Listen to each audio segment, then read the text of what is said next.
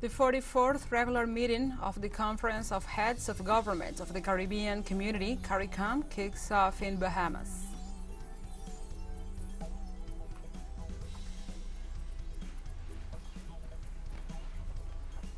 Russian Defense Ministry confirms that the Azovmash plant in Mauripol has been completely demined.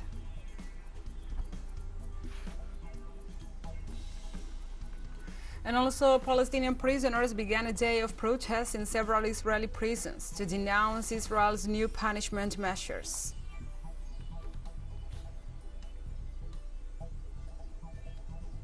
From the headquarters of TeleSUR English in Havana, Cuba, this is From the South. I'm your anchor, Gladys Quesada, and these are the news. Bahamas hosts the 44th regular meeting of the Conference of Heads of Government of the Caribbean Community, CARICOM, from February 15th to the 17th. The three-day meeting will be held under the chairmanship of the host nation's Prime Minister, Honorable Philip Davis. Food security, climate change, and climate finance, health and security will be among the major topics to be discussed by the bloc's heads of government.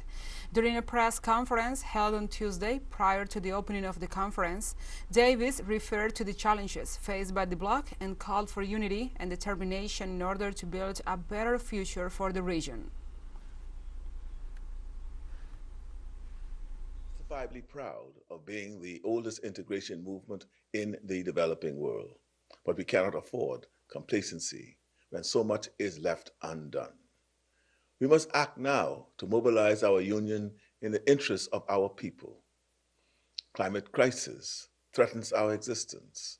We must make our people and communities stronger in the face of intensifying hurricanes, while working together to hold countries and corporations to the commitments they have made.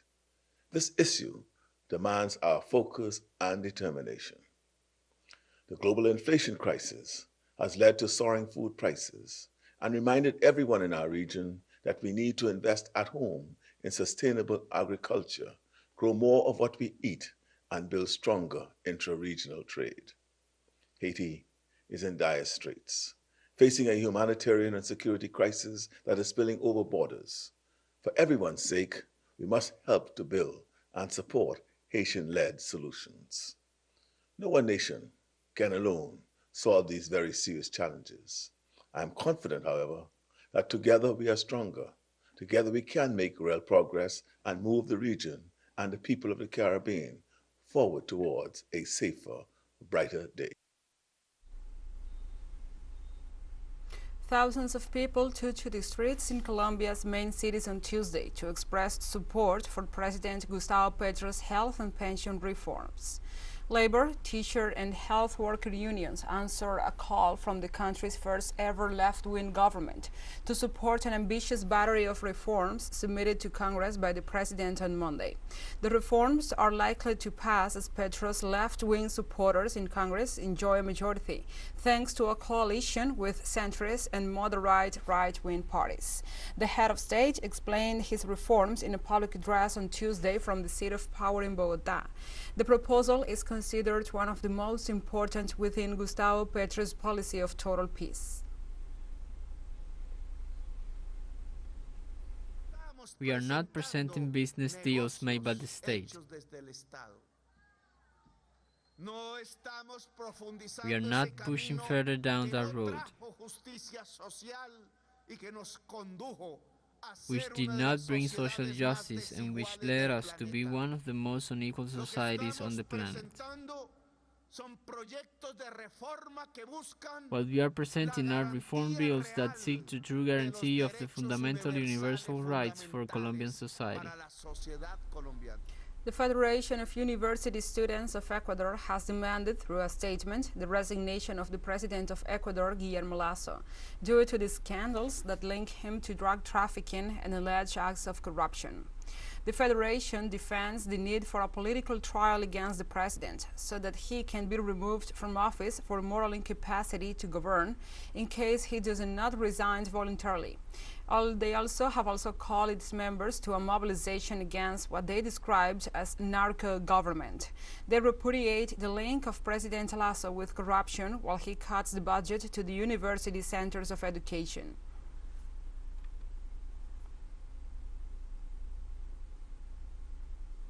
In Mexico, the second round of peace talks between the government of Colombia and the National Liberation Army moves forward. This second round is held behind closed doors. However, representatives outlined the topics to be discussed.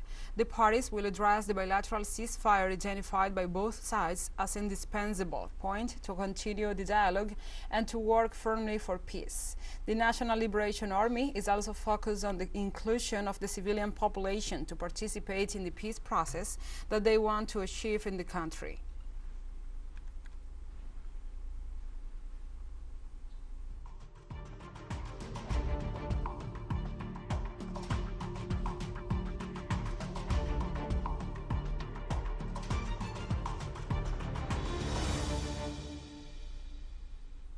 Now we move on to other topics. In Peru, the leader of the Department of Apurímac, Roberto Hueraca, said the police are committing a hate crime in their violent actions against demonstrators.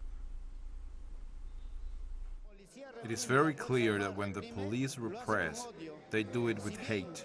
Although there are regulations stipulating that if the police or any other sector are in danger, the police may shoot, but not to kill or reduce demonstrators or any other people. In this case, the majority of those killed always have a shot to the heart or the head. Then, that is a hate crime. They have not done it to reduce these demonstrators, but rather they have done it to kill them and spread fear. Let's take a short break, but first, remember you can follow us on our TikTok account at TeleSUR English, in which you will be able to see news in different formats, news updates and more. Other stories coming up, stay with us.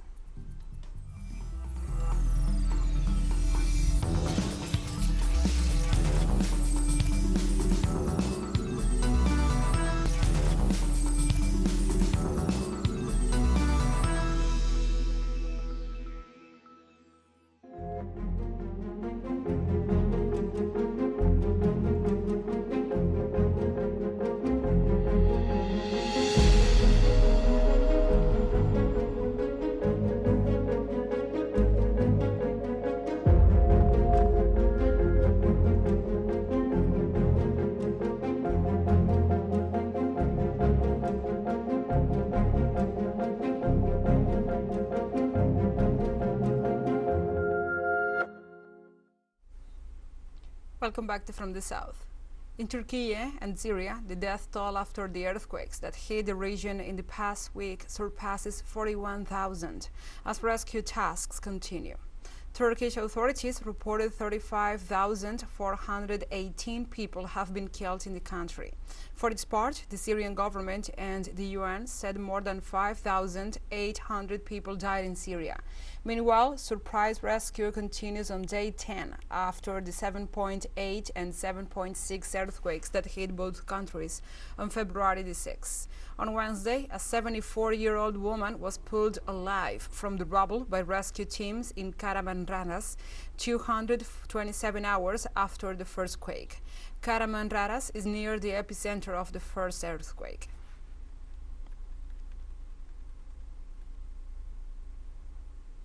Also in Turkey, former Newcastle winger Christian Atsu is still missing 9 days after the 7.8 earthquake that rocked the region. While 2 pairs of Atsu's shoes were found in the rubble, the player himself remains missing as the search for him continues. The former Newcastle United and Chelsea footballer moved to Turkey last September and scored his first goal for Hatayspor just hours before the devastating earthquake.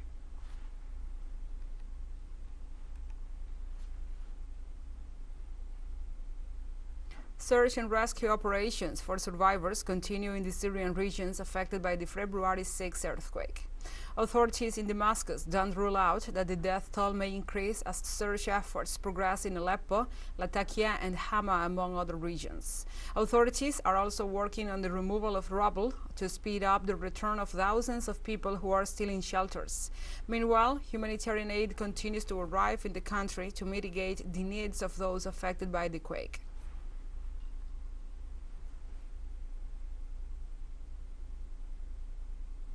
The blockade and the terrorist war imposed on Syria 12 years ago have made the health sector one of the hardest hit. Despite the damage, the country's health workers are doing an excellent job in response to the current difficult situation as a result of the earthquake. Let's see.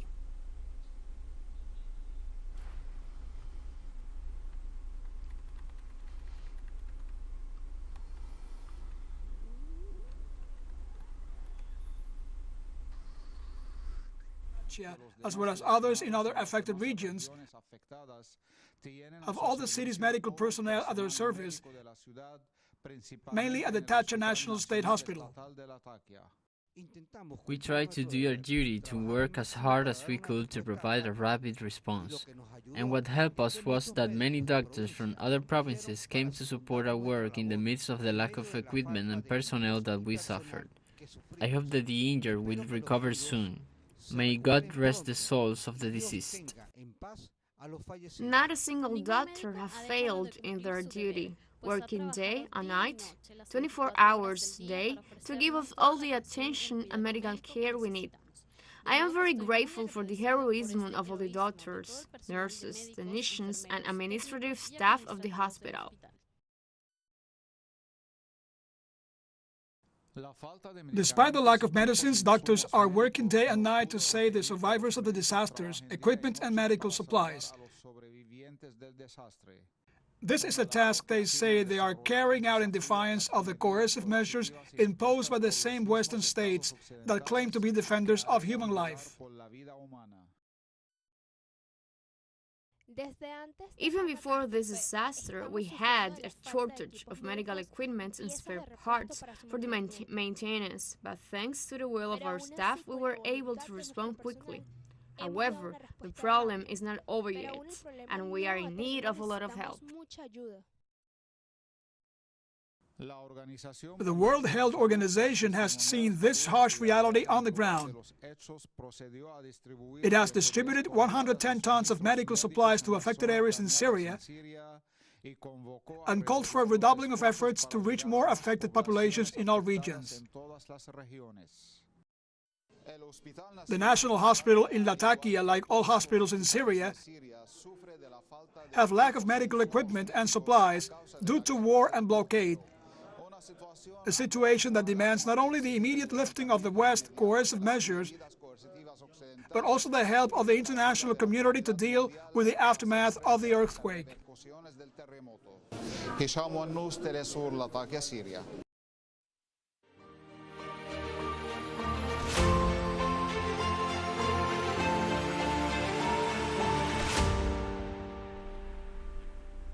Now we move on to other topics. On Wednesday, Russia's defense ministry announced that national forces completely demined the Azovmash heavy engineering plant in the port city of Mauripol in Donetsk. According to the ministry statements, this is the first facility to be completely demined since the end of the battles in that city in the spring of 2022. During the fighting between Russian and Ukrainian forces in the plant, founded in 1958, was severely damaged and littered with mines and explosives by the Kiev troops before they withdrew defeated. Azovmash was the largest machine-building enterprise in Ukraine and employed thousands of workers.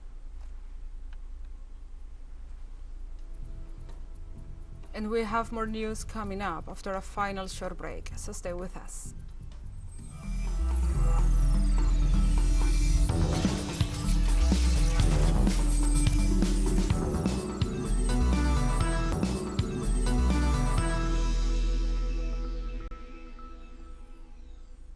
Welcome back to From the South.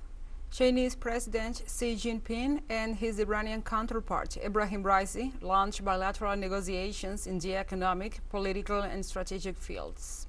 The Iranian president arrived this Tuesday at the head of a large delegation for the three-day visit in which he seeks to strengthen economic cooperation and also bolster relations between the two countries. Among the agreements signed, there are cooperation agreements on crisis management, tourism, information, technology, environment, international trade, agriculture, and health. In addition, the head of the Iranian-China Chamber of Commerce informed that Iran will open its commercial representation in China China to facilitate the closing of agreements to be established with Chinese business persons.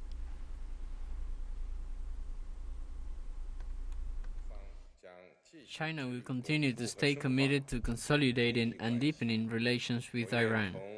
I am willing to work with Mr. President to enhance strategic communication and promote the steady and sustained growth of the comprehensive strategic partnership between our two countries. Iranian President Raisi said the development of bilateral ties will promote regional and global peace, security, and stability. First, I want to express my sincere gratitude to you and your colleagues for inviting me to visit China and for your warm reception, and extend greetings to you for the Chinese New Year. I believe the effective implementation of the cooperation agreements between Iran and China, the consensus reached between us today, and the development of bilateral ties will promote regional and global peace, security, and stability. Although the international situation has kept changing, it will not affect the ties between Iran and China, because Iran will resolutely continue to develop its ties with China. On Tuesday, in China, the 2023 Belt and Road Media Community Summit Forum was held in Beijing, with the participation of more than 100 representatives from 33 countries and regions. The participants from more than 50 mainstream media organizations agreed that the Belt and Road Media Community is an important cooperation mechanism of the Belt and Road Initiative in the news field. Over the years, it has gathered extensive media power and actively carried out practical cooperation, making important contributions to deepening people-to-people and cultural exchanges. After 7 years of development, the Belt and Road Media Community has now more than 100 institutions in 63 countries and regions.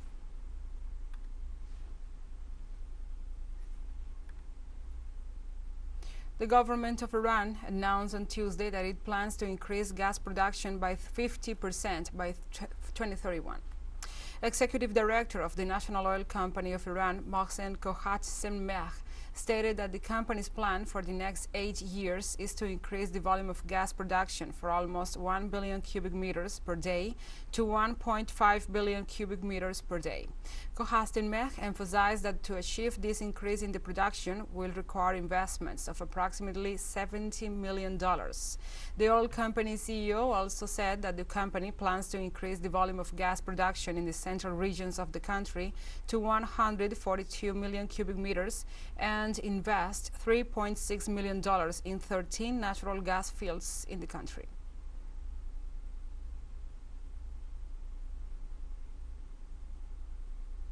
Palestinian prisoners launched protest actions on Wednesday after the Israeli Prisons Authority announced further restrictions on the time and water rations for showers in the Gilboa and Nafha prisons. The Palestinian Prisoners Club said in a statement that the Palestinian prisoners started their protest through a decision in early February by the Higher Emergency Committee, the united leadership body of Palestinian prisoners in the Israeli prisons. Protest actions include Palestinian prisoners dressing full-time in brown prison uniform as a sign of their readiness to confront the guards. They are also coming out for morning counting with their hands cuffed and stopping all forms of regular life in jail.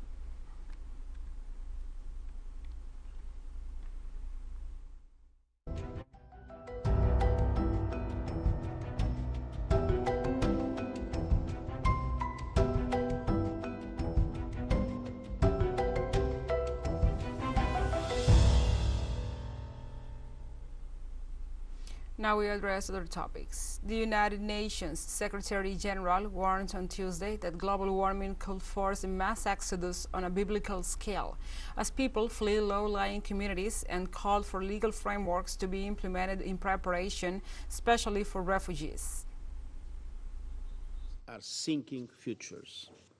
Sea level rise is not only a threat in itself, it is a threat multiplier. For the hundreds of millions of people living in small island developing states and other low-lying coastal areas around the world, sea level rise is a torrent of trouble. Rising seas threaten lives and jeopardize access to water, food and health care. Saltwater intrusion can decimate jobs and entire economies in key industries like agriculture, fisheries, and tourism. It can damage or destroy vital infrastructure, including transportation systems, hospitals, and schools, especially when combined with extreme weather events linked to the climate crisis. And rising seas threaten the very existence of some low-lying communities and even countries. And we have come to the end of this news brief. But remember, you can find this and many other stories on our website at telesurenglish.net. And also, if you feel so inclined, please join us on social media for all the latest news. We are on Facebook, Twitter, Instagram, Telegram, and TikTok. For TeleSUR English, I'm your anchor, Gladys Quesada. Thank you for watching.